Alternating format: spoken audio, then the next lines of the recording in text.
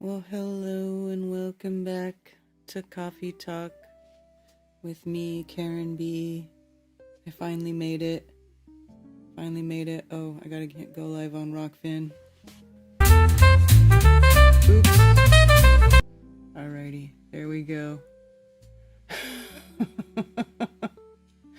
Oh my god, I'm a little groggy today. Listen, I go to bed early and I get up early these days, and that's just the way it is. Now, I do remember the days of no sleep on flat Earth. Those days are over for me. I now like to get my sleep. I need to get my sleep, so that's probably the last time I'll schedule a stream, a Bitches Brew on a Sunday. Anyway, the last Moonday this year. Yes, boy, it is the last Moonday this year. How are you? Everybody's in here. Is everybody in here? Let me see. Who's here? Scrotal Xerox, Tony Coriolis, Billingtano, Lizzie Iron Maiden, Dr. E. Vales, User GG2XR 8IL9V, and I am Josh Mudge, Vincent Loonman Flat Farmer. Good to see you. The Accidental Alchemist. Derek loves all the jazz. Nice. I like the jazz. I like jazz music. I have a good appreciation for jazz music. I went through a big jazz phase where I listened to that's all I listened to for a while. Like old jazz. Like Ella Fitzgerald and all that kind of stuff. Frank Sinatra. All of it. Like all kinds of jazz, because there's different types of jazz. So, anyway. Earth First, Space Later, good to see you. Wild Eden, 33, Chillster Deluxe.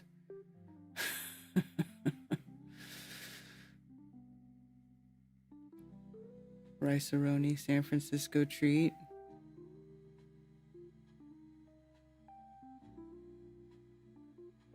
Weighted Blanket.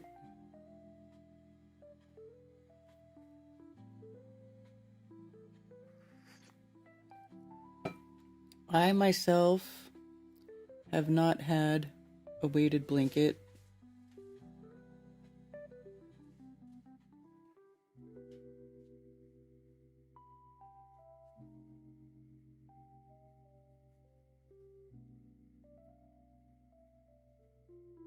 Count Basie was good.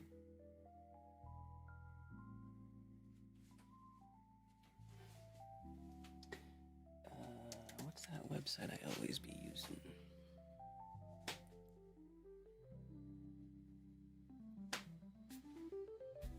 Melissa, my screen name just rolls off the tongue.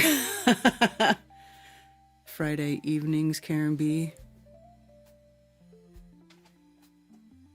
That would work for you. Friday or Saturday.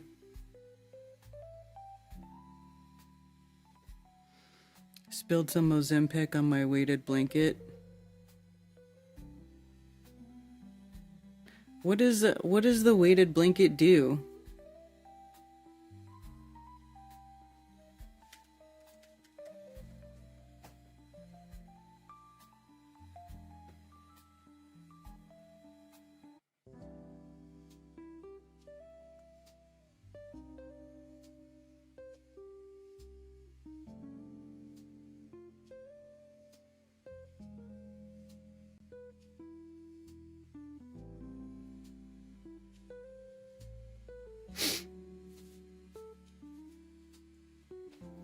It's just heavy, provides gravity, keeps the evil inside. It's like a body hug. A weighted blanket is an especially heavy blanket that is used to aid sleep and reduce anxiety. Initially, weighted blankets were most commonly used in deep pressure therapy to assist autistic people, individuals with dementia, and mental health conditions. They have subsequently become a mass-marketed product. Scientific evidence does not support their use as an aid for insomnia, and they can be dangerous, particularly for children.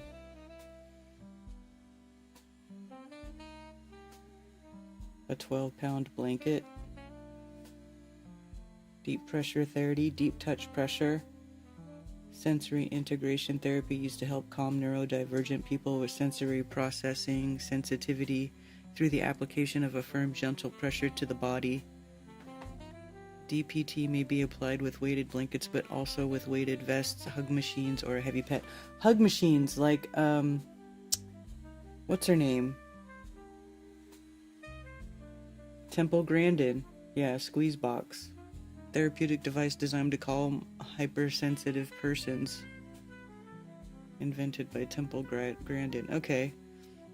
Provides a soothing sensation akin to a warm, reassuring embrace that can help regulate the nervous system and decrease stress. Interesting.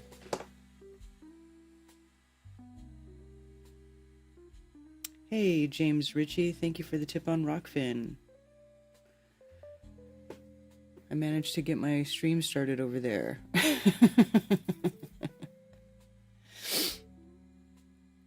Flat Out Faith is over on Rumble. A little windy and cold on this last Moonday. Yeah, it's been rainy here, so it's wet outside. It's wet and cold, and it's really not the best weather outside currently.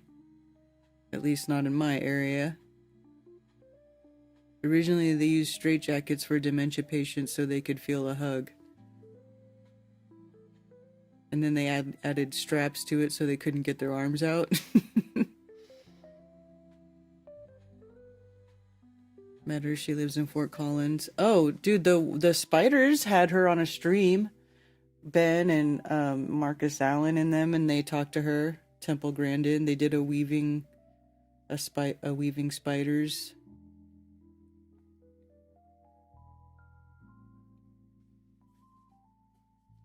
Hello, Lucas Williams. Hey, Jenny Spark. Thunder Chicken.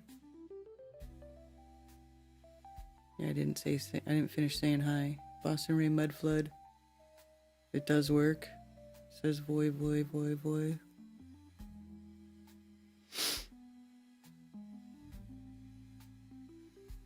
To the binding of babies, where you make them into a little burrito. I used to wrap my babies up like little burritos. Baby burritos. It worked. Weighted septum piercings is where it's at. Oh, God.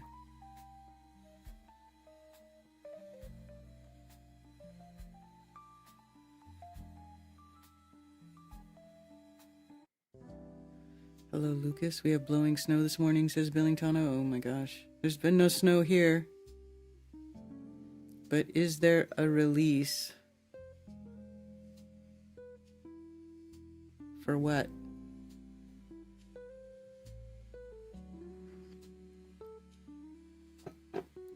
The sun is heading back our way.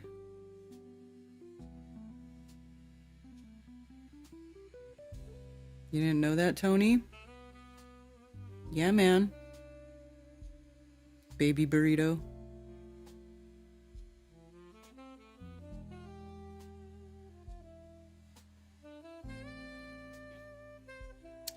Yeah, man, baby burritos. Oops, what did I accidentally click on? Garbage.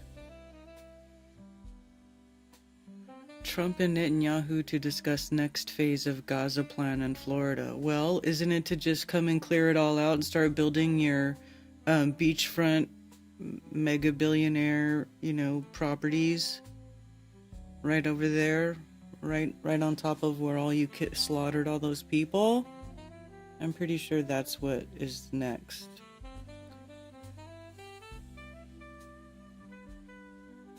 Indonesian rescuers find a body while searching for Spanish soccer coach and 3 children.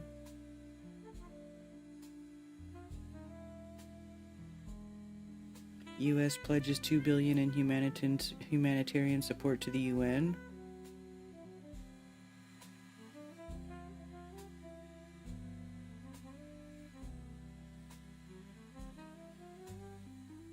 Record of bear encounter.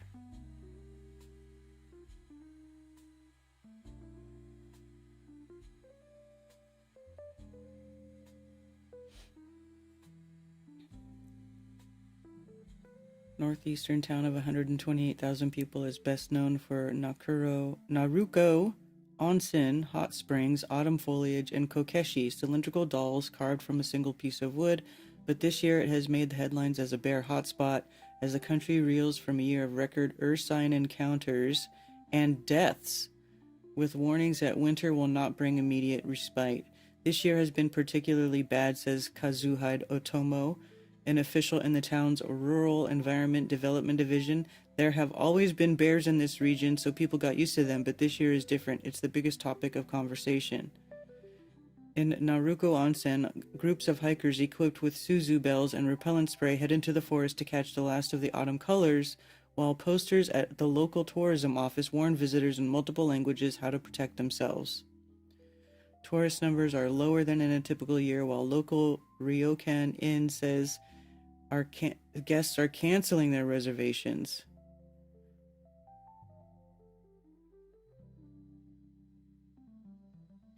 Osaka authorities have reported 400 sightings so far this year, compared with fewer than 100 in 2024. Oh, wow. In one incident, a woman in her 70s suffered serious injuries to her face when she was attacked outside her home after picking vegetables. In another, residents saw a bear grab and run off with their dog.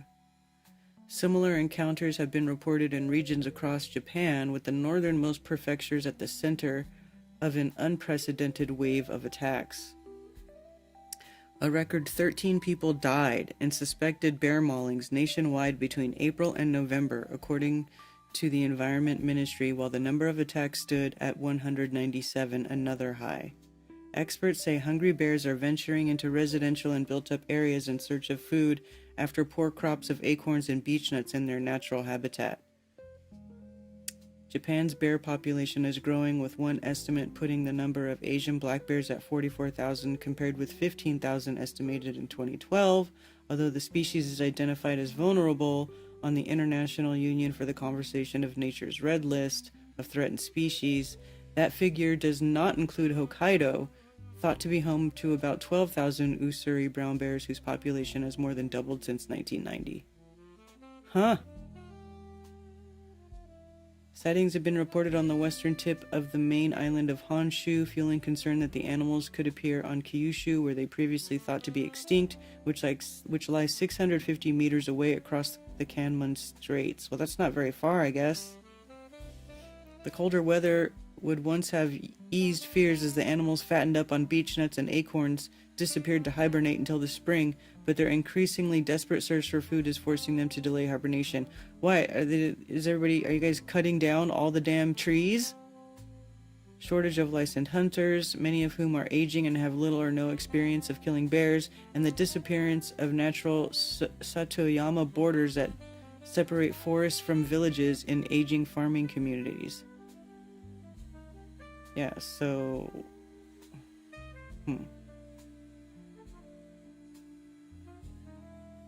Earlier this month, an 80-year-old man, a member of a local hunting club, was found dead near a trapped bear on a mountain, according to police. Another man in his 70s was attacked as he cleared snow from in front of his home.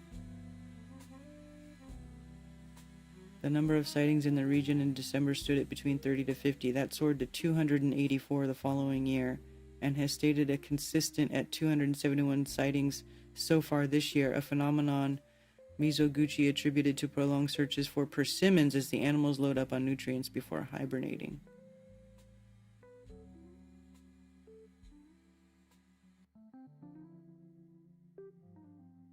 These are the Kokeshi dolls. It's like, yeah, it's like looks like a carved piece of wood with a head on it.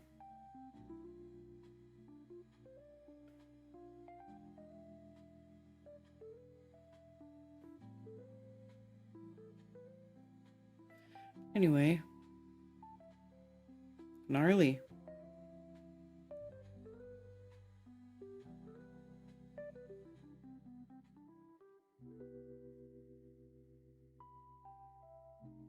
Gold is escaping from Earth's core and other wild things we learned about the planet in 2025.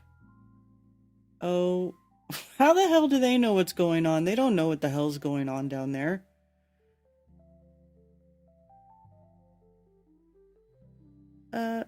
Oh, you have to subscribe to CNN Science now? Oh, come on. Come on. How much do they want? $35 a year? Oh, $30 a year.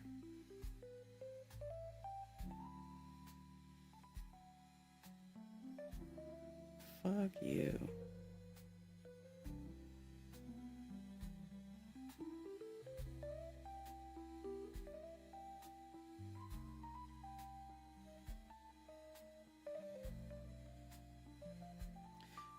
Richard Feynman gives a fun little lecture and dreams up an entirely new field of physics on this day in December of 1959. December 29th. In a short talk at Caltech, physicist Richard Feynman laid out a vision of manipulating and controlling atoms at the tiniest scale. It would precede the field of nanotechnology by decades. Richard Feynman dreamed up the notion of nanotechnology in 1959, but the word wouldn't be coined until 1974. Historians debate how much his vision drove innovations in the field. On December Day, Richard Feynman gave a fun little lecture at Caltech, and dreamed up an entirely new field of physics.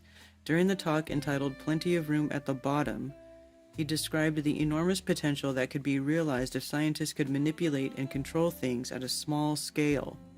How small?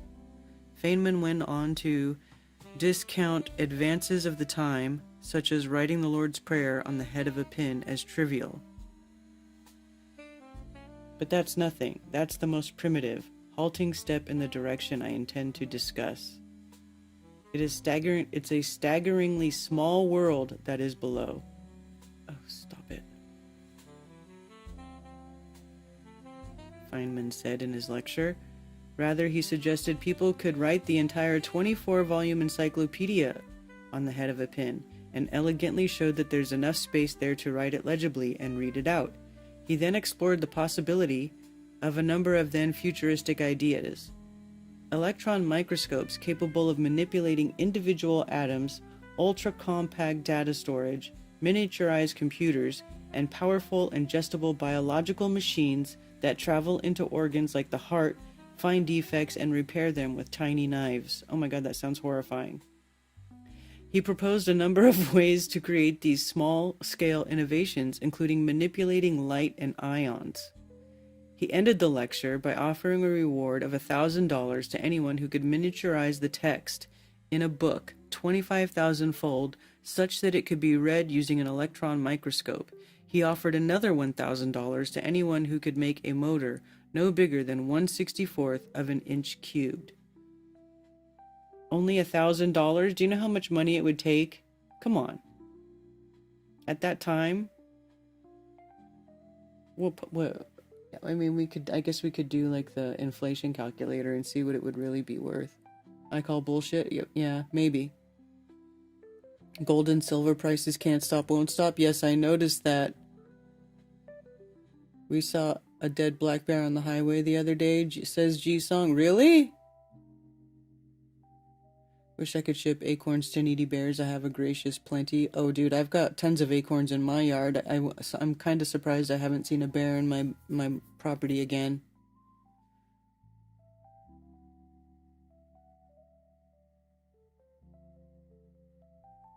What movie are you talking about, Cammy?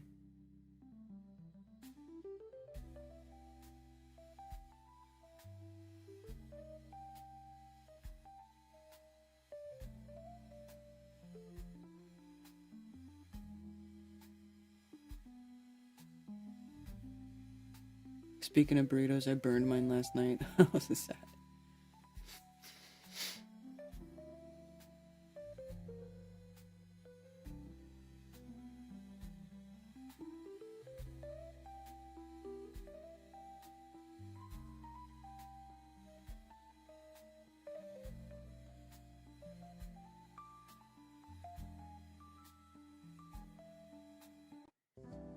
Imagine being mistaken for an acorn. Doll look like cookie jars. They don't even look like dolls.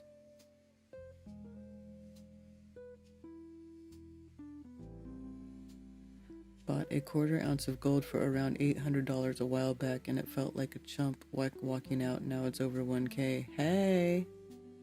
There you go.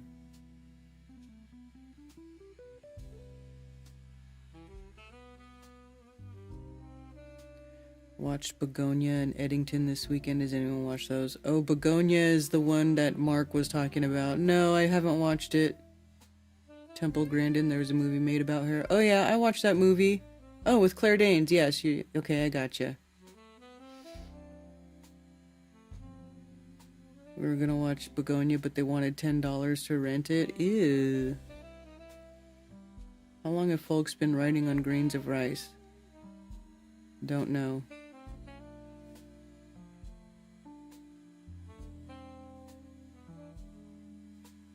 Two days in a row.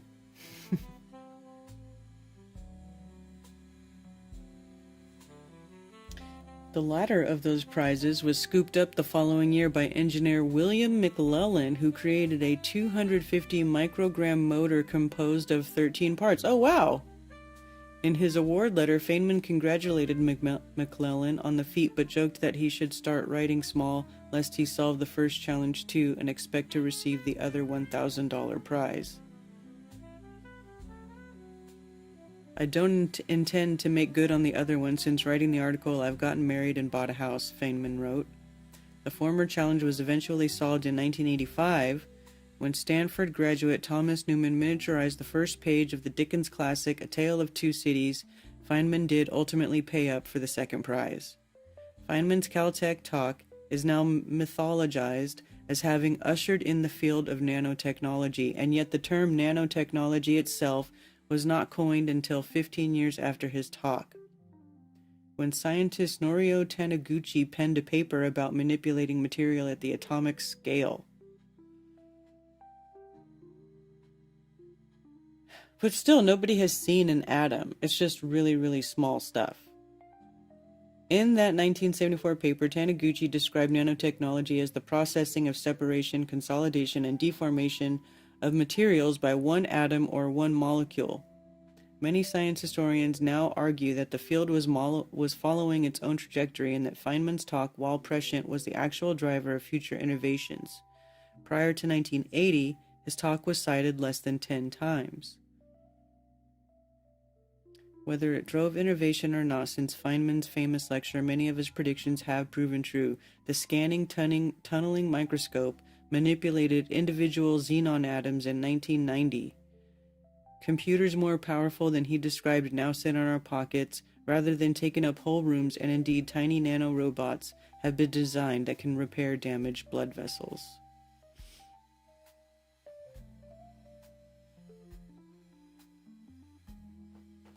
Scientists invent nanorobots that repair brain aneurysms. Tiny robots, much smaller than blood cells, could deliver clot-forming drugs where they're needed most, a study in rabbits suggests. The tech has yet to be tested in humans. Okay. The new nanobots pictured are each about a 20th of the size of a human red blood cell. So these are the nanobots. This is September 5th, 2024. Robots smaller than most bacteria could deliver drugs right to the site of a brain aneurysm, preventing a devastating stroke, a new animal study suggests. The new technology has been tested only in rabbits so far, but with further study, it could become an alternative to the stents and coils that are currently used to stabilize aneurysms in human patients. Well, that's interesting, because aneurysms are like... Usually when you hear about someone having an aneurysm, you think that they died. It's like instant death.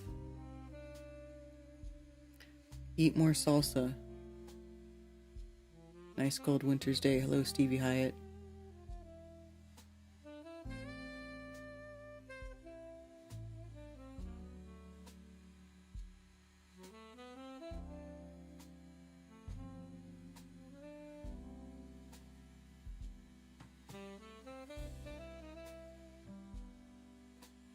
You need a weighted blanket.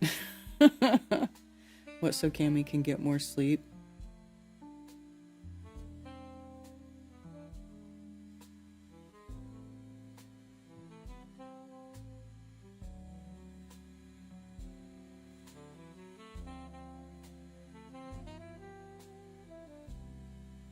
Nanoparticles are in drink mixes like liquid IV.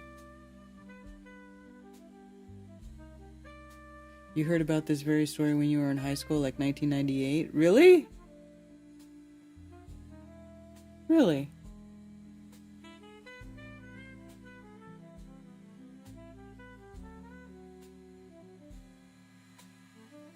Let's see. So this says it's from 2024.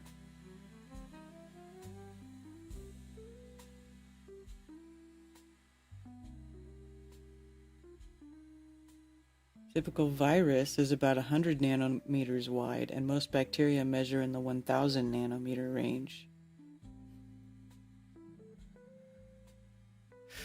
Whatever.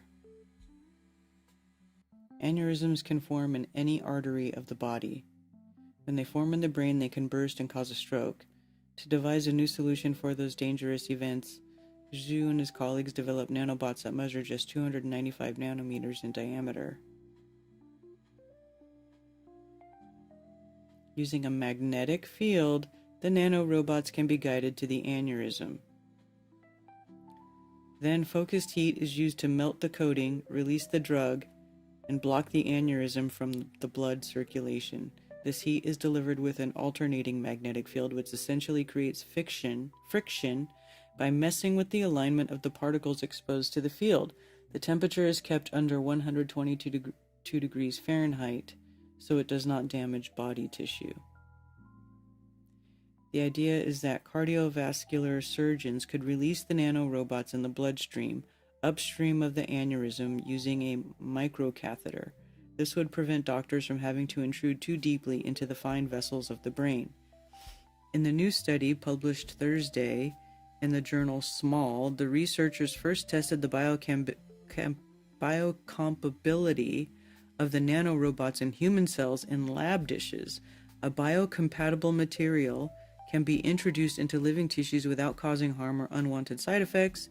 They also did preliminary animal studies, treating 3 rabbits for aneurysms artificially induced in the carotid arteries, which feed the brain and the head. We found that the nanorobots could be successfully guided to the aneurysm in a clinical interventional setting and quickly form a stable clot to block it off completely. How do you induce an aneurysm? How do you artificially induce an aneurysm? Is what I want to know. So they know how to artificially induce an aneurysm. How? How do you do that?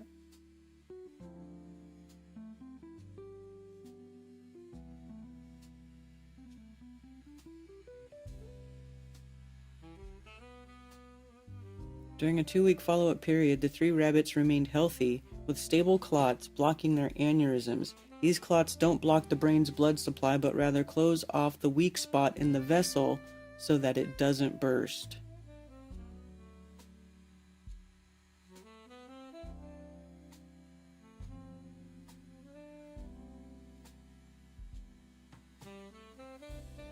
Looking forward, the technology will need to be tested in larger animals that better mimic the human body. The researchers will also need to test the safety and efficacy of the nanorobots in longer-term studies to see how animals fare in the long run, he added. In the rabbit test, the aneurysms were at a shallow depth, so the team will also need to improve the magnetic control system to better guide the bots to aneurysms deep inside the brain.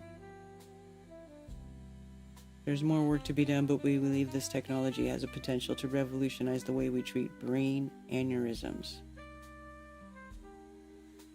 Brain aneurysm.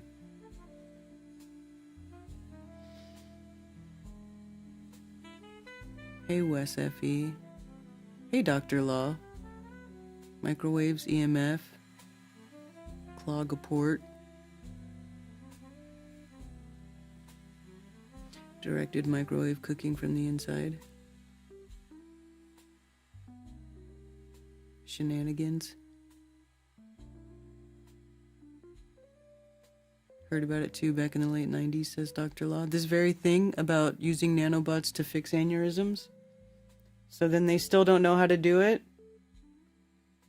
So, bullshit then, yeah? Let's see.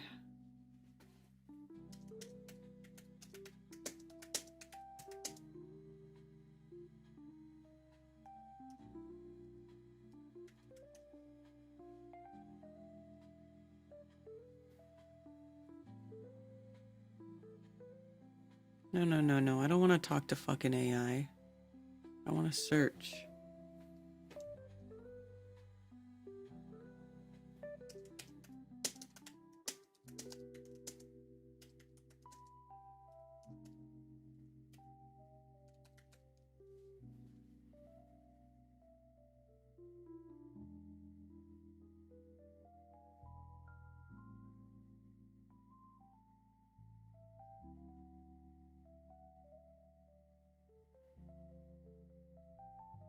Just want to see if I can find something that's older than a year.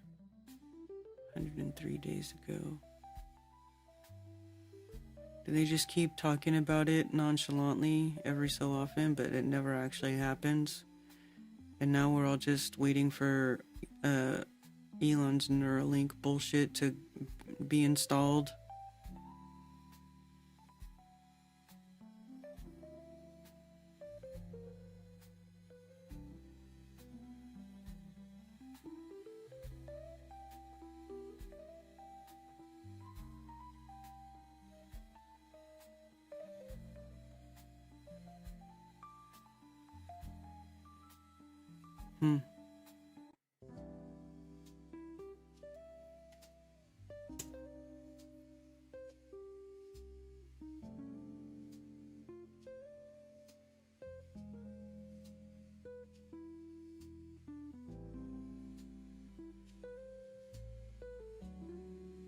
it's not really giving me anything. Interesting.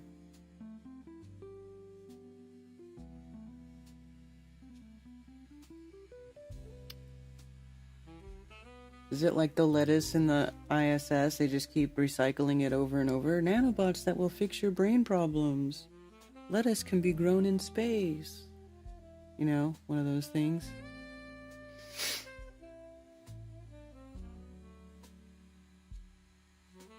Apparently CIA had them. Heart attack guns with venom. Radio frequency.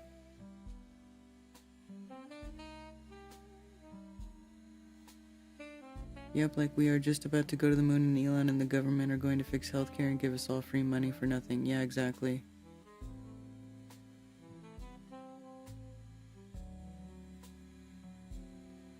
Hey, Chicago artist.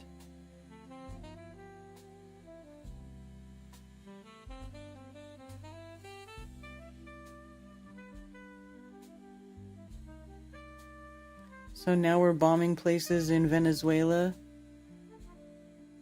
Trump says the U.S. took out a big facility in Venezuela amid strikes on alleged drug boats. President Donald Trump said in an interview that the U.S. had knocked out a Venezuelan facility, a move that would be a major escalation in U.S. military strikes to counter alleged drug trafficking by the South American country. The apparent attack follows months of U.S. military pressure, including dozens of strikes on boats in international waters. The White House has claimed that the boats carried drugs, though officials have not provided evidence. In the short phone interview on Friday, Trump responded to a comment about Venezuela by touting the administration's attacks on alleged drug boats before referring to a strike in a big plant or big facility that he said took place 2 nights earlier.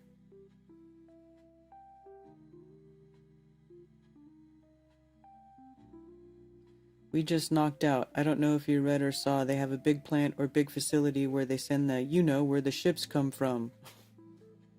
Trump said in the interview. God, he talks like a retard. And this is supposed to be like the leader of America. 2 nights ago, we knocked that out, so we hit them very hard. Trump did not provide further details about the apparent attack on the facility, which, if correct, would be the first known land strike in the U.S. counter-narcotics efforts against Venezuela. NBC News has not independently confirmed the airstrike. The White House did not immediately respond to a request for comment about the president's remarks. The administration has ramped up pressure on Venezuela in recent months. In October, Trump confirmed that he had authorized the CIA to take unspecified action in Venezuela, an unusual acknowledgement about covert action. Right? What? They don't even hide it anymore. The president told White House reporters that he took the action because the country emptied their prisons into the United States of America, a frequent accusation he has made without providing evidence, and also because of narcotics trafficking. But didn't a president, if he's talking about people coming over the border during the Biden presidency, Biden opened the borders, so you're going to go bomb, how many civilians in Venezuela have died? What's going on here? You're just going to go bomb the country because a U.S. president opened the borders and, let people just pour in for months and months and months? That's just, I don't get it. Why wouldn't you just spend that time getting those people out of the country? Well, I guess they allegedly are. I don't know.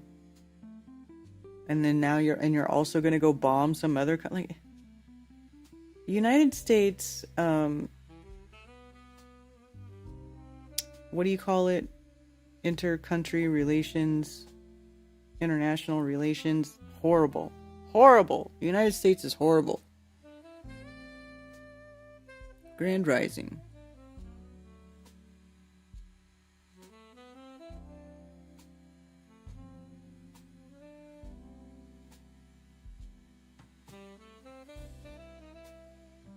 Nephilim or Borg. Hello, Rose.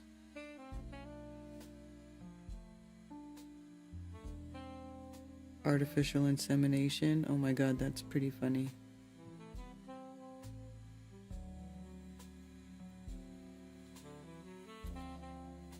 Shall I open the phone lines? Or I can also open a little thing to people to join with video. But I also have a phone line. Foreign policy. Yes, thank you, J. Craft. That's what I was looking for. Foreign policy. United States foreign policy. Yeah. Trump declined to rule out a war with Venezuela. Days earlier, he ordered a blockade of sanctioned oil tankers to and from the country, and the military seized an oil tanker off Venezuela's coast. In the interview with WABC Radio, the station's owner, John Katzimatidis, argued that Venezuela is going to provide a lot more oil to the United States of America if Maduro leaves, referring to Venezuelan leader Nicolas Maduro. Well, it's about a lot of things, Trump said. It's about that. It's about, they took our oil, they took it, and they also sent millions of people in there from jails into our country, from jails, some of the worst people on earth. Wait, how did Venezuela take our oil? And when did this happen? Did this really happen? Trump then went on to talk about drug trafficking, which the administration has consistently pointed to as a rationale behind the boat strikes. When did Venezuela steal oil? What?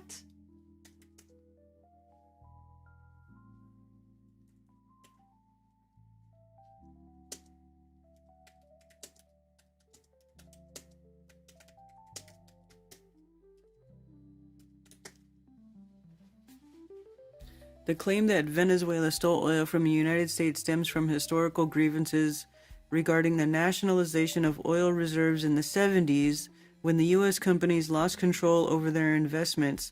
Current U.S. officials argue that Venezuela's government is using its oil resources to fund illegal activities, which they describe as a form of theft.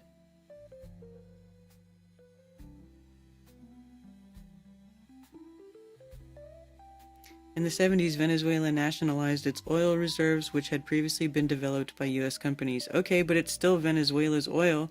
The nationalization is often cited as significant grievance by the U.S., leading to claims that Venezuela stole American investments and resources. So it wasn't even American oil, it was Venezuelan oil that America helped them develop because America wants control over Venezuelan oil. This is like so typical of America. Homeland Security Advisor Stephen Miller have suggested that Venezuelan oil belongs to Washington due to historical ties and investments. Oh boy.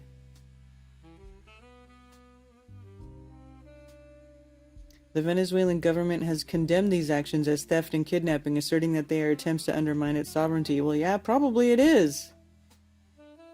Seized oil tankers off the Venezuela, claiming they were transporting sanctioned oil.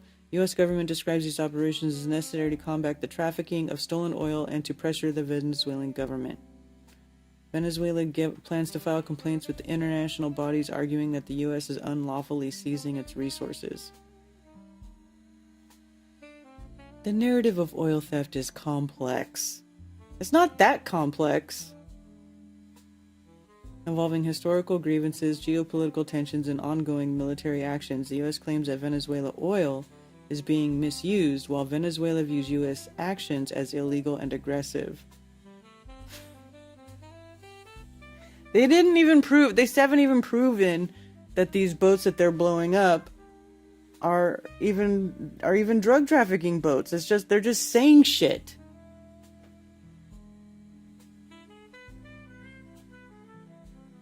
Not many places left on non-extradition countries list. It's like they all work together for a common goal or something, yeah. Overthrowing South American regime to replace with our own friendly puppet, yeah. Little cat, what are you doing? Foxy! Can you stop tearing stuff up? I can hear you over there tearing stuff up.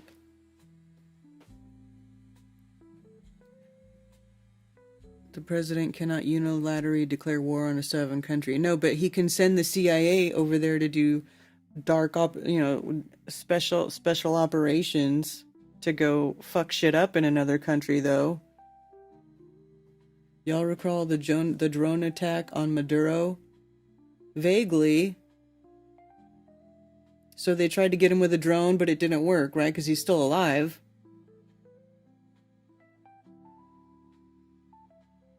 How dare they keep their own oil, right?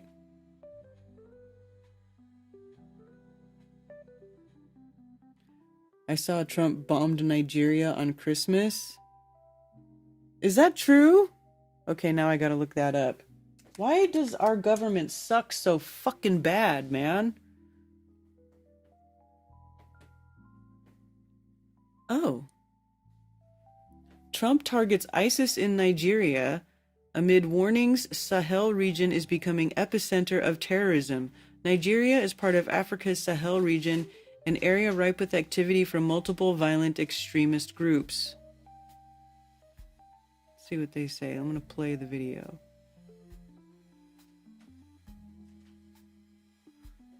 Oh, it's muted. Hold on. Burton, she serves on the Finance, Judiciary, and Veteran Christmas. And also here to talk about this is Republican Senator Marsha Blackburn. She serves on the Finance, Judiciary, and Veterans Affairs Committees. She is also running for governor of Tennessee. Senator, great to see you. Hope you had a great Christmas as well, and we thank you for coming on today. So we heard Nathan talking about those strikes. Give us your initial impressions on the strikes. Should we be seeing more of them if the Nigerians are going to cooperate with us? Yes, Bill, you know, I think it's so important to recognize that about half the population in Nigeria is Christian. And as you've heard from the reporter and from the other components you've spoken about on this, there are these attacks that are taking place. ISIS has a global jihad, and by President Trump keeping his word, working with Nigeria, telling these terrorist groups, cut it out, or we will come after you. And the strikes that were delivered last night show the commitment that he has to protecting people from ISIS and from this global jihad.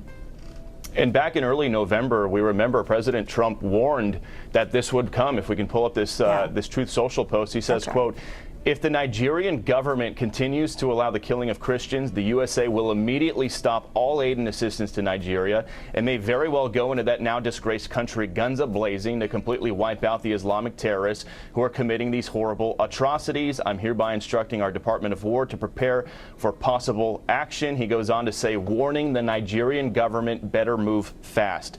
Senator, should aid to Nigeria be on the table if moving forward they don't take this threat more seriously and they don't get it under control themselves without having to rely on U.S. airstrikes?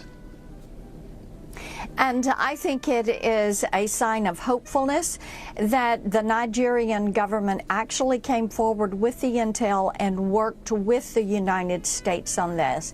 That is a very good thing. I think also this sends a signal of hope to Christians around the globe and to so many organizations. You know, Bill, here in Nashville, we have the Methodists, the Baptists, the Church of Christ, all with their headquarters here, and many missionaries that are working through these organizations. And for them to know that President Trump and the U.S. military is going to be there to help protect and support.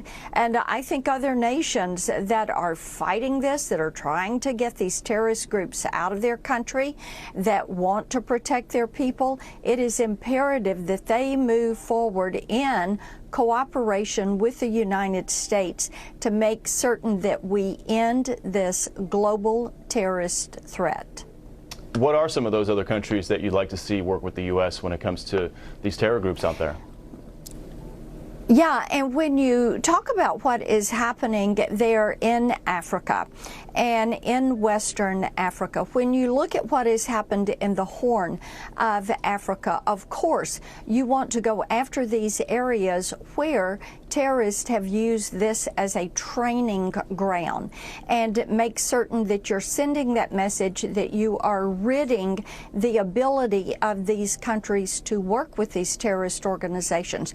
You look at what what has happened in Iran and the way they have been the world's largest state sponsor of terrorist activity, whether it's Hamas or Hezbollah or the Houthis or any of the other splinter groups and terrorist groups.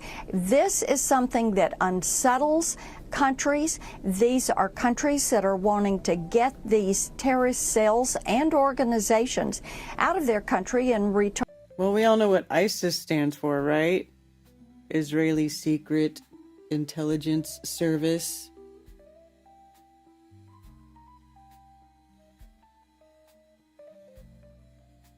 Who started new psych meds?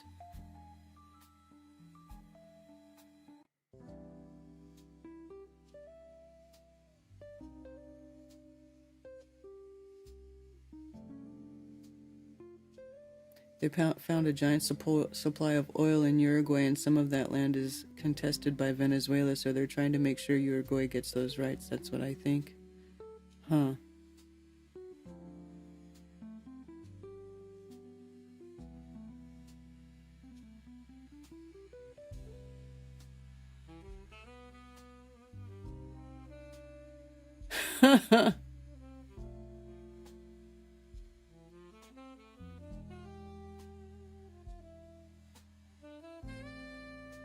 Who are you guys talking about, Jenny and Thunder Chicken? You guys are distracting me with your conversation. Oh, Rob Reiner's son?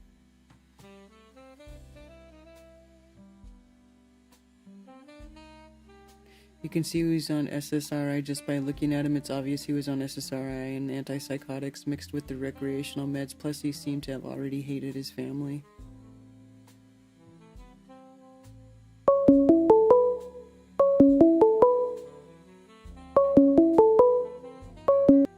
Thank you for calling Coffee Talk. You're on with Karen B.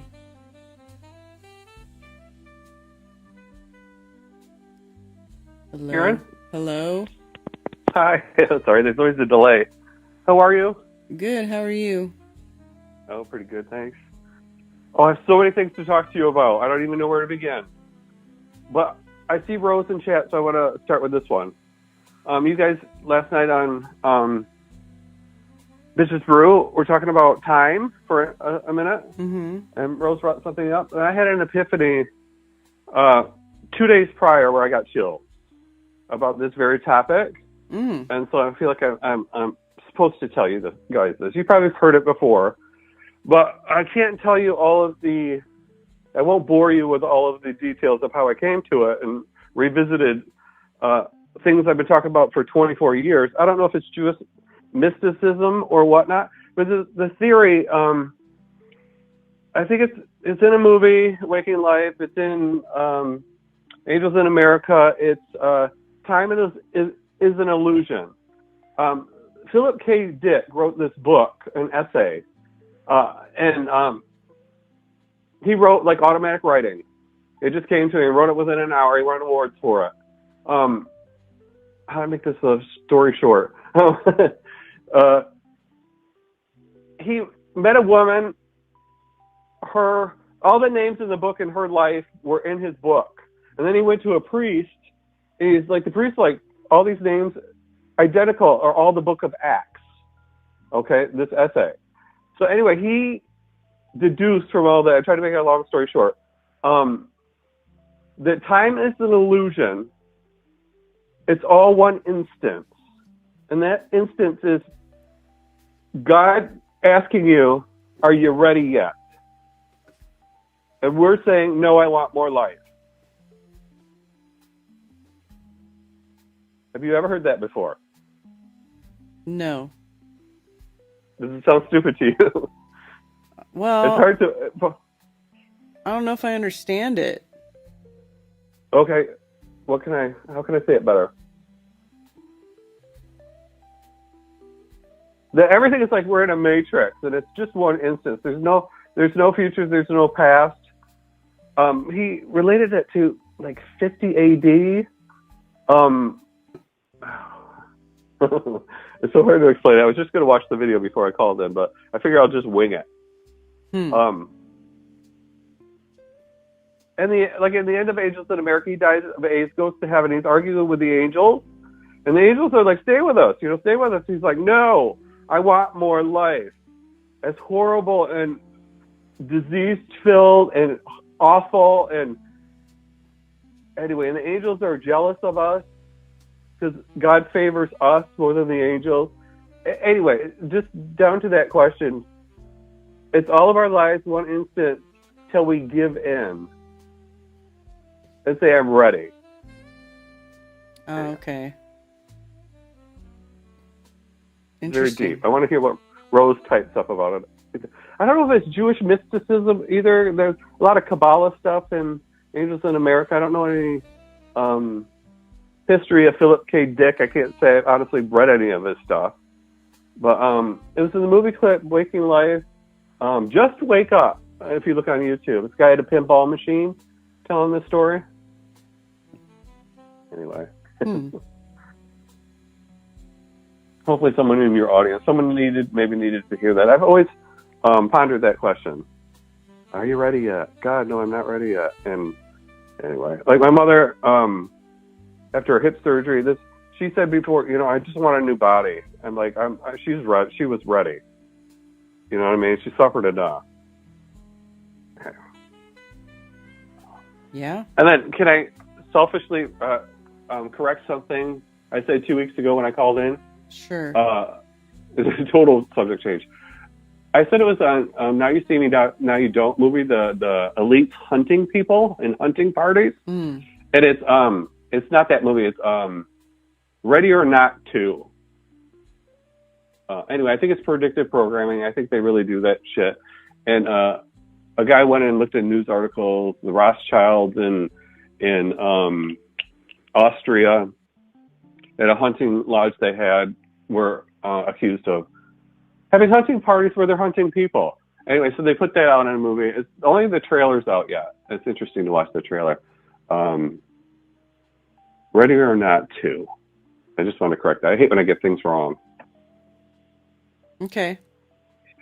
And then you were talking about who the U.S. bombed. Another huge subject change. I'll read something I wrote last night to my father so you could hear, so I could say it better. Anyway, the DTCC on December 11th said, let me just read it this way. The Depository Trust and Clearing Corporation just made the biggest move of the 21st century to tokenize assets.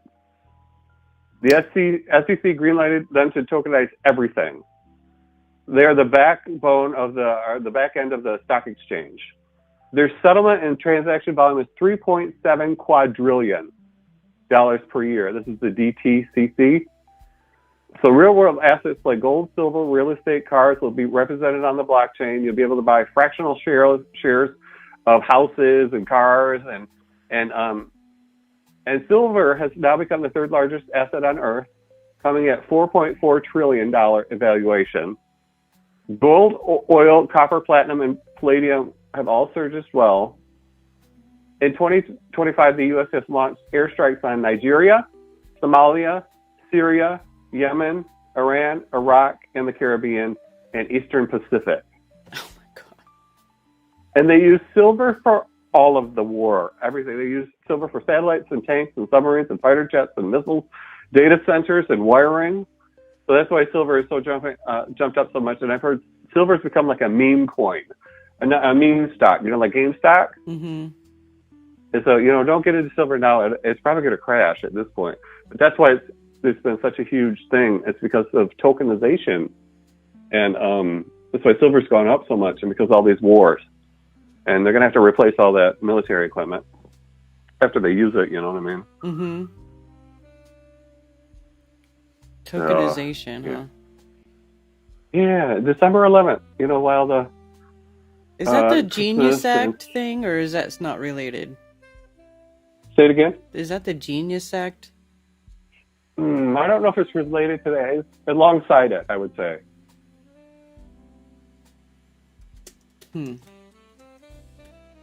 Anyway, fascinating, right? All this stuff happens when they're doing other stuff, when they're releasing the Epstein files and over the holidays. And so my dad asked what tokenization is. this will be from my understanding of it. It's a blockchain software that tracks every money transaction and verifies that it's legitimate. So supposedly unhackable. That much like the dollar is built on trust. I guess nothing else. Like our money isn't backed by gold. And would you say that about blockchain? It's pretty much on trust. That it's on code and verified transactions. It depends. It depends what you're dealing with, because there's a lot of stuff, and it also depends what chain, what blockchain. Because there's different chains, right? There's the original Bitcoin, there's Ethereum chain, there's like layer 1s, layers 2s, and there's different tokens on each one, and the contract, depending on what the contract says, is whether it's trust or trustless, or whether an ownership's been renounced, whether it can be altered, whether there's some function in the code where more of the coin or the token can be minted and there isn't a finite supply. There's just a whole lot of things that go to that. So yeah, it's wild. It is. And in the end, I think it's to enslave us, and everybody will sign up for it. Here's another thing I wrote. It's a scam by our government, international bankers, to reset the failed monetary system for our protection.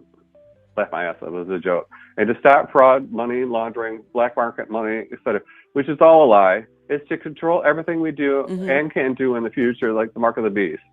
To get your UBI, your Social Security, welfare, all of it, you'll be paid in CBDC, central bank digital currency. While all the robots doing the work, inflation's so high, we'll all have to accept it or starve or move into self-sustainable homesteading. You know what I mean? Once they get it, you're not going to get your welfare, you're not going to get your food stamps, you're not going to get your UBI. You're going to get it, but in CBDC. So, you know what I mean? Like, I think that's their plan. And the tokenization of everything is like the internet of everything, right? Like it's they want everything hooked to, and even appliances. And I'm rambling, but kind of get the idea. Yeah. What do you think? I asked my niece and nephew, I'm like, what is your plan when you can't log on to the internet until you give your biometric data? What's our plan? What's your plan, Karen? I don't know. We'll be able to live without it? Well, see, that's the thing. They make people so dependent on the internet and all that stuff. It's like, well, you can't, there's a lot you can't do without it. You really do make it hard for yourself. Yeah. But, I don't know. Like Australia, the 16-year-olds can't get out, unless you're older than 16. They can't get on social media. I actually don't have a problem with that, because teenagers, especially under the age of 16, like junior high, like when their hormones start flowing and they start doing puberty and they're like all out of their freaking minds, they probably shouldn't be on social media. Oh, I 100% agree. But when they do it to adults and you need it to right be a part of the world, I mean, like, yeah, jobs, interviews, at work, and it's all for our safety, don't you know, right? So yeah, people can't say horrible things without being anonymous. The government, I'm speaking for the government, but anyway, I was hoping that what's the first thing I brought up about all of life is one instance and a question from God. Are you ready yet? Anyway, interesting. Maybe that's only in my deep thinking thought mind. I've been pondering that for 20 years. So anyway, I'll back up the chat to see if Rose has anything to say about it, because she was going off on that tangent last night, and I'm like, I mean, it's literally the day prior. I won't bore you with all the details of how it came to it. It was a conversation with some random stranger. Nothing's a coincidence, is what I'm trying to say, Karen. Yeah. Yeah. So anyway, I'll let you go. You know how I ramble on. I always feel bad after. Don't feel bad. Hogged up the phone too much. It's all right. Okay. Did you have a Merry Christmas? Yeah, just hung out with family and chilled out. It was It's kind of quiet time. I liked it. Cool. Nothing Any crazy. plans for the New Year's Eve? Any New Year's resolutions? New Year's resolutions? No. I don't really No, I don't do do that that. either. I don't do that. But I do have plans to hang out with some friends, so yeah, we'll just hang out. We're going to go out to dinner with some friends and just have a little evening out. Nothing crazy. Awesome. Yeah, I'm just curious. My mind goes right to, I wonder what they'll do as the new year rolls over. New laws, new, you know what I mean? Stuff goes into effect right away on the first day of the year. So anyway, it'll be interesting. Anyway, I won't keep you. It's great talking to you again, Karen. All right. Thanks for calling. Take care of yourself. Okay. Thanks. All right, bye. Bye. Hey, Ted's in chat. I have no idea what he's asking. Maybe he can type it out. It was about the time. It was about the time thing where he said, "What is time?" And time is an instance where God is asking you. I think that's what he's asking about. Where God is asking you, "Are you ready yet?" And you're saying, "No, no, no, I'm not ready yet. Want more life," until you go to a point where you are ready to go back to the Creator, I guess. And if that makes sense to you, copper prices are fucked. Really? Why is that? I believe in Linux, says Donald. Yeah.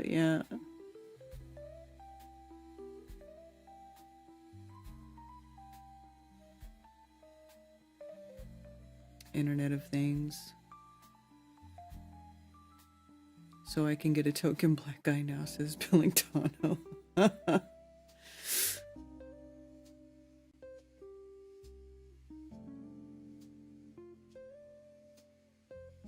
Balance in everything. Society runs on money and you can't get away from it in this country. That's exactly it. I wish we didn't need money, but that's just the way the world works currently.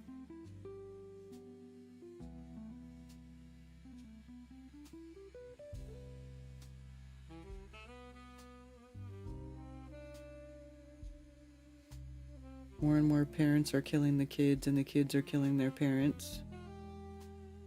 Ooh. There was that crazy story about that girl. She was like 14 and she shot her mother. Oh. And it was like crazy. Like they have like some ring, like like a home surveillance video, and they're looking at the home surveillance video and it's just like, just gonna go get a gun, just gonna go back here, just gonna shoot my mom. I'm gonna go back in the kitchen and just hang out. It's like, what?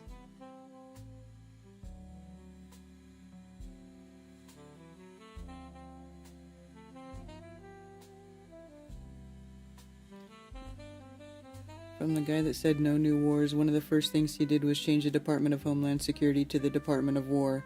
Right? Like, nothing Trump said. Did you see this? I saw this thing pop up. Marjorie Taylor Greene says she was naive for believing that Trump was a man of the people. Because she said she was resigning, right? Or allegedly she's resigning from Congress.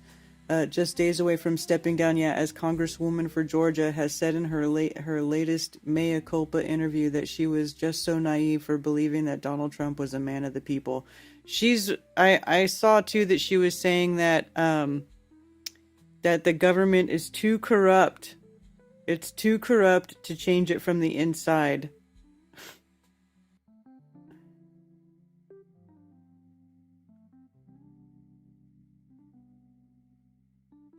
Green said that her turn away from the unrepentant MAGA acolyte came in the moment that she abandoned her training to never apologize and to never admit when you're wrong.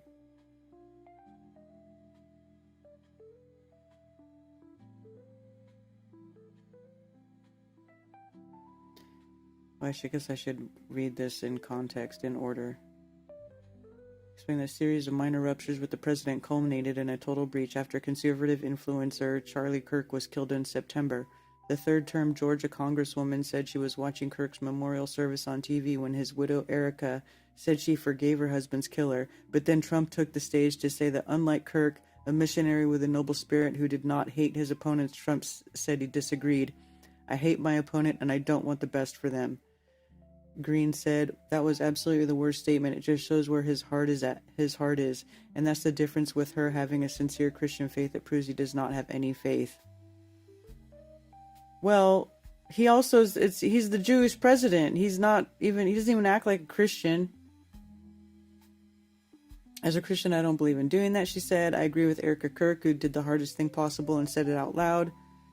That she later told a friend after Kirk died, I realized that I'm part of this toxic culture. I really started looking at my faith. I wanted to be more like Christ.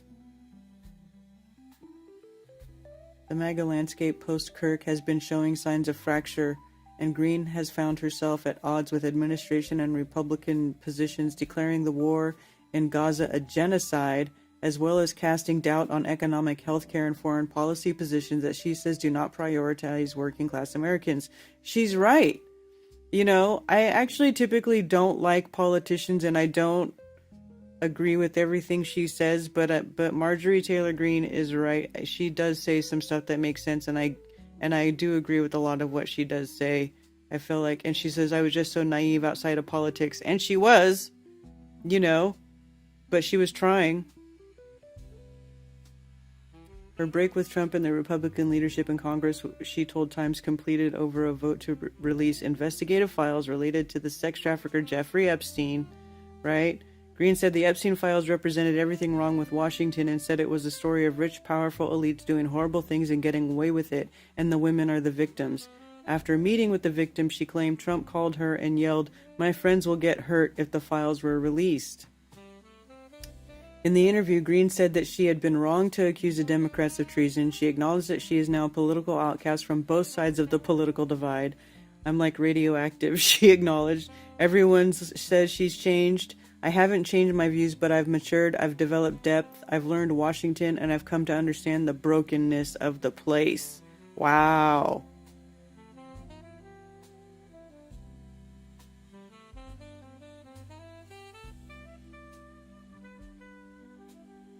It's true, though. That place is broken. It's broken. So she's telling the truth. So, you know, gotta have a little bit of respect for that.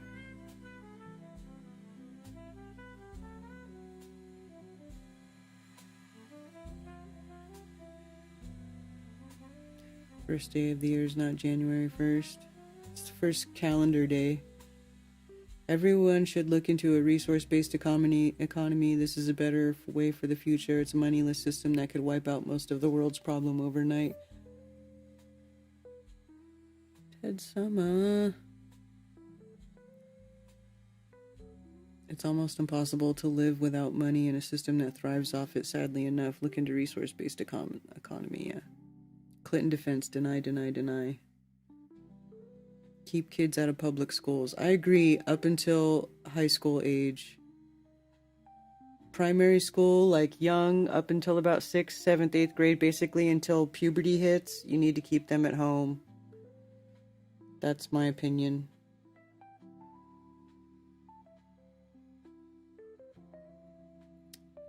"100% certain that's a better way than what we are doing now." Well, because everybody's used to a certain thing, it's hard. You know, but people have to be educated. I'm not even sure how the resource-based economy is supposed to work. Lots of normal-looking female teachers are being arrested for having sex with their students. Yeah. Yeah, that's true. Hey, Mark Sargent. You can watch these teachers get arrested. They are so young and ignorant. I've seen some of them, Rose. And they're like women, and they're like married. They have husbands. And they're just like banging these high school kids. It's like, what are you doing?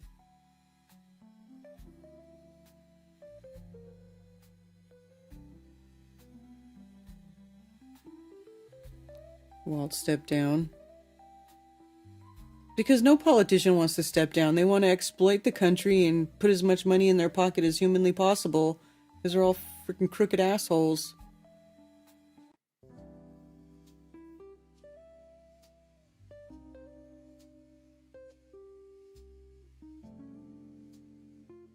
Because teacher are just assists now. Woke correctional officers.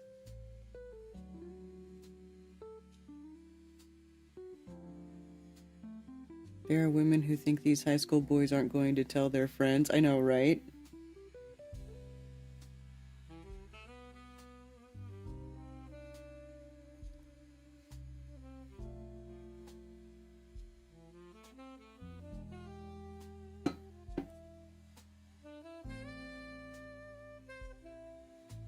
Predators are everywhere. Well, and they like to work with children too. So you gotta watch it. It's like I tell my daughter all the time, anybody even looks at you sideways, anything happens at school that makes you uncomfortable, you let me know. Because I ain't messing around. I'm not messing around.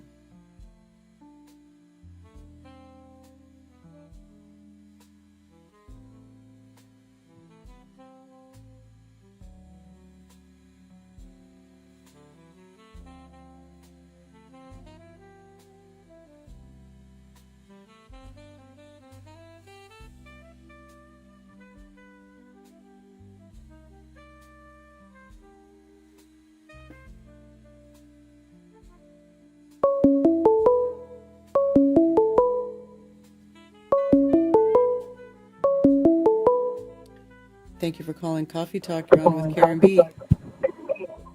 Queen B, what's up? What's up? Nothing much. Hey, thanks for reading my text out in chat.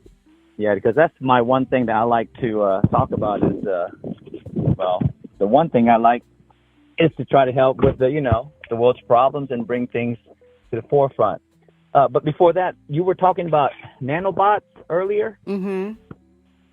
Okay, yeah, I was just texting Jana, and the reason why when Jenny Spark said that she did a presentation back in '98, I had already, I clicked with her, and I remember the movie Inner Space with Dennis Quaid, and I think, but that was back in '87. Yeah, I remember that movie. Yeah, and he was inside of a body, right? Remember doing surgery, and that's where I got my my ideas, because no one ever has their own thought, because it's given to us, but by some way, shape, or form, but that's where I think she got it from. Well, I know I got it from there for nanobot, right? Yeah. But but anyway, my passion from next to flat Earth really is actually bigger than flat Earth, is about the resource-based economy. That I looked into that back in 06, 05, 06, something like that, and it changed my life as far as the viewing of the monetary system. But of course, flat Earth, really changed my life. Bringing me closer, having a relationship to him. But the resource-based economy, I know you remember I brought it up before, and it's really hard to grasp. But for me, when I saw it, and when it only took me maybe an hour, I grasped it really quickly. People can look at it. They're in a trilogy called Zeitgeist. Oh yeah, 1 and 2. Yeah, that's where I got it from. I know. I always, you remember me saying I'm for the New World Order, the NWO, right? But not in the way that we have come to know it as, how they present it to us, because it's not like that in my mind. It does not have to be like that. They give us, they make, just like the word conspiracy theory, or conspiracy theorist, they make that word into a very bad word. But, to me, I think, that's a truther to me. But when they bring out, New World Order and things like that, we don't need a leader, you don't need a leader that you have to follow, because we're all the same. We put our pants on one leg at a time every day. But,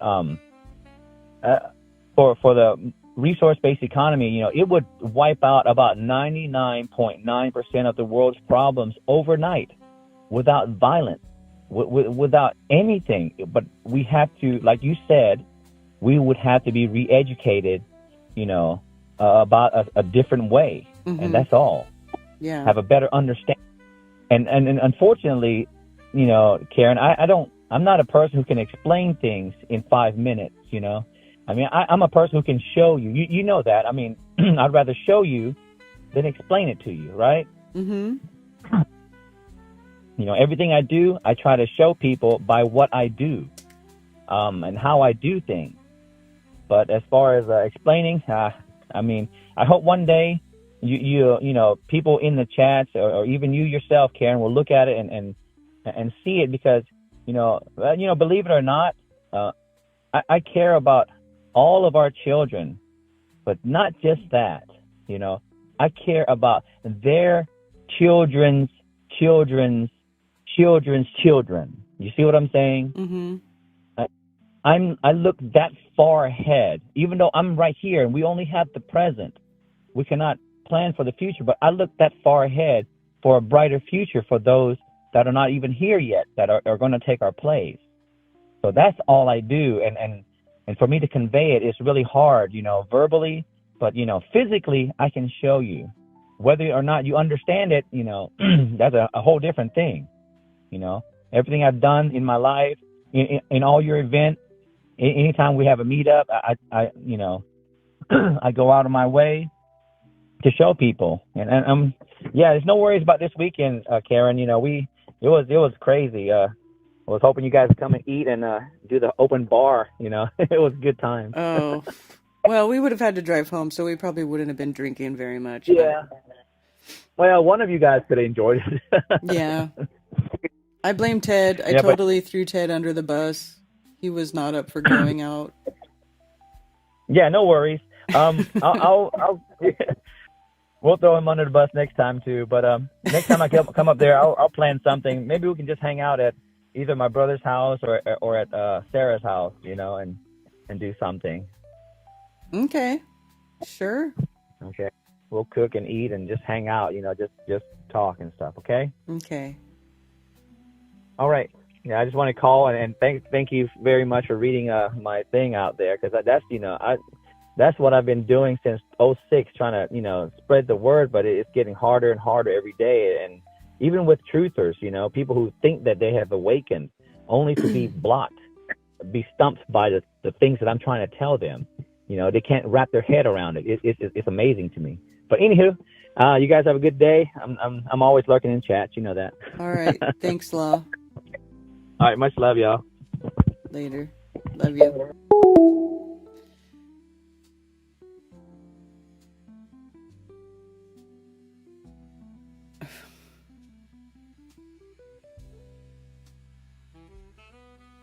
So I was just screwed getting my ass kicked by 13-year-old boys who were taller than me.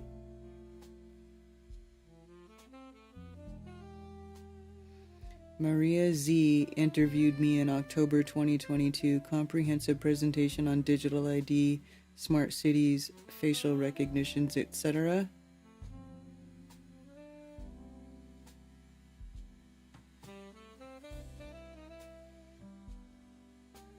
The final lockdown.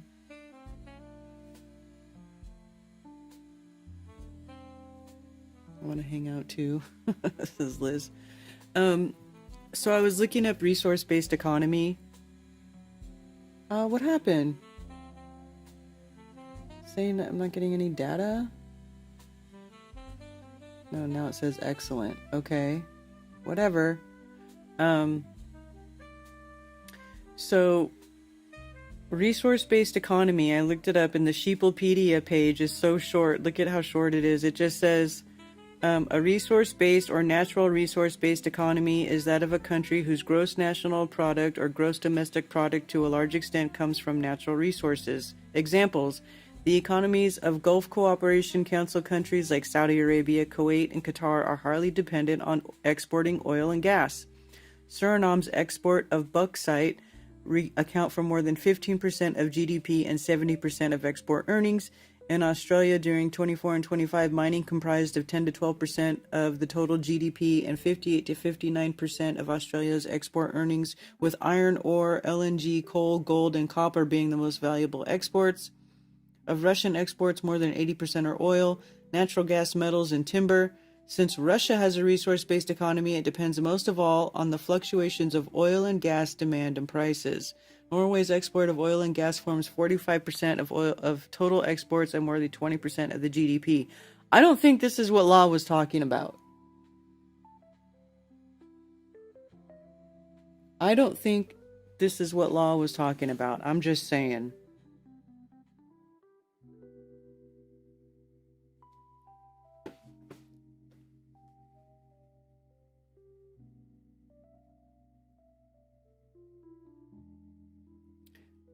Dr. Pyrostein says you have snow. Tomatoes don't grow on trees. Persimmons are so good. They're so good. A nice ripe persimmon. Oh, my mom has a persimmon tree on her property, and it spits out tons of persimmons. It's in the horse pasture, so it gets free fertilization all year long, and the horses love the persimmons. But she makes this persimmon bread out of them. Oh my gosh, it's so good. So good. That's a bunch of crap. Yeah, see, Law, I know. That's the Sheeplepedia version of what it says resource-based economy is. So, resourcebasedeconomy.org. So here's a .org. I'm going to see what they say about it. I'm just curious if there's any sort of... What is this? Is this like freaking future Atlantis or something? The next step in social evolution. Resource-based economy nonprofit organization is working on designing, testing, and implementing new socio-economic system called a global resource-based economy. Accepting that humanity's problems are global in nature, this concept is a bold proposal that seeks to provide a higher quality of life for all.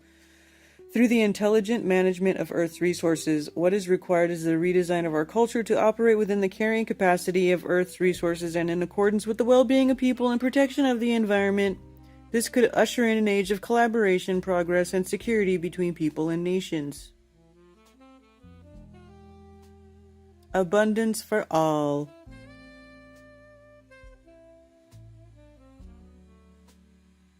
Resource-based economy is a veritable blueprint for the genesis of a new world civilization based on human concern and environmental reclamation. It proposes a holistic social design in which automation and technology will be intelligently integrated to maximize the quality of life rather than simply profits. Undesirable behaviors are products of long exposure to detrimental environments.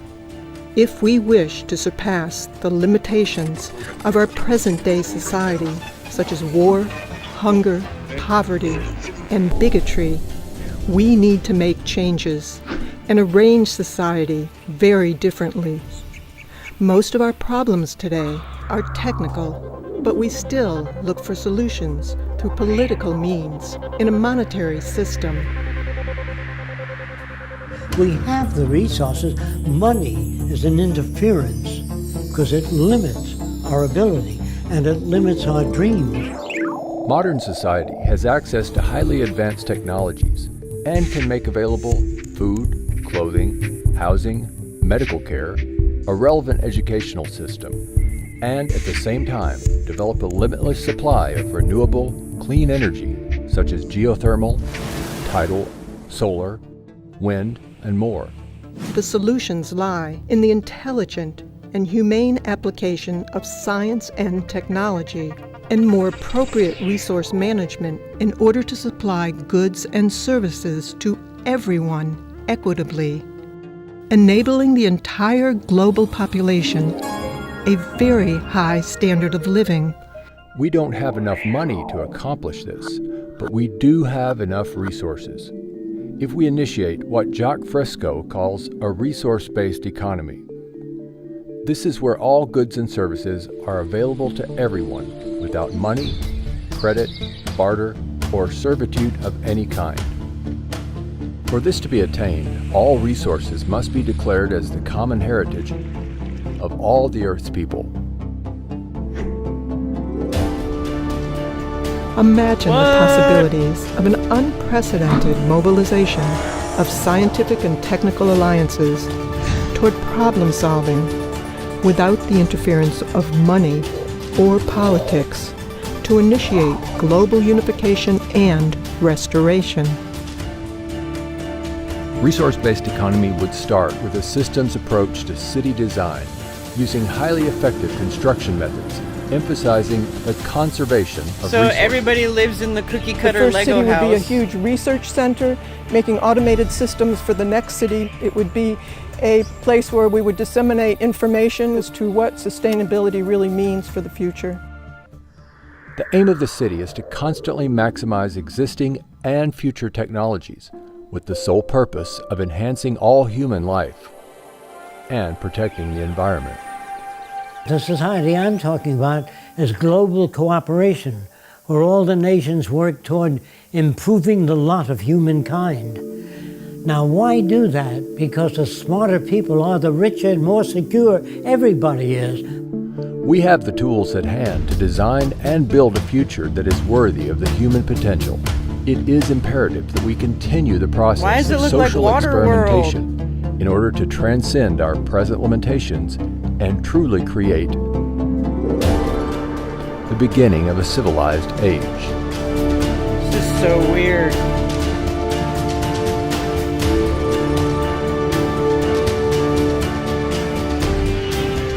These like supposed to be like giant star forts or something? Like giant star forts?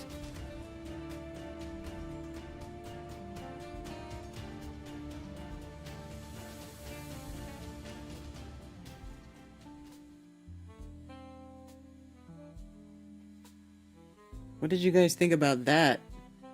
Is that what you were talking about, Law? That was Jacques Fresco. He died already, but his partner Roxanne now spearheads RBE. She is a sellout and a shill. Oh.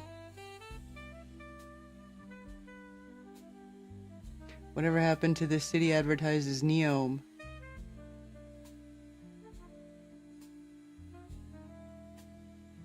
We wouldn't live in cookie cutter houses. We would live where we want to at any time, anywhere.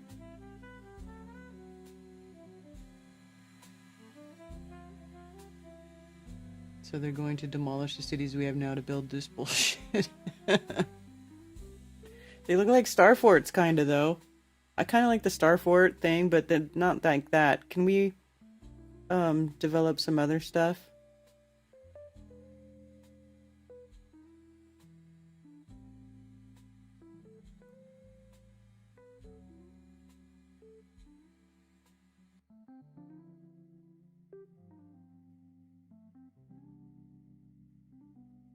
So it says, okay, so a global resource-based economy utilizes existing resources rather than money to provide an equitable distribution of goods and services in a humane and efficient manner for the entire population.